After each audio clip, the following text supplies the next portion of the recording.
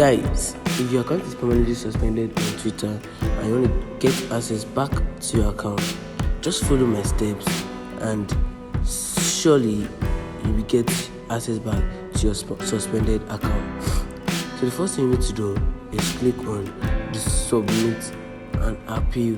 You're going to see on the top right. Then when you do click on that, you will input exactly the same thing I input here. You input an email address, you will get two contacts from them. You're going to get a successful email from them. Then when you do that, you input exactly what I write here for you to be able to use your account. So I'm mistaken.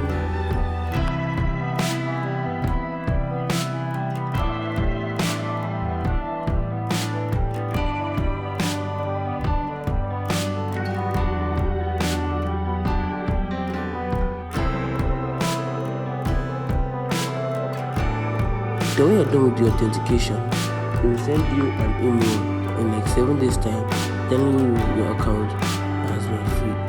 Thanks guys for watching and don't forget to subscribe.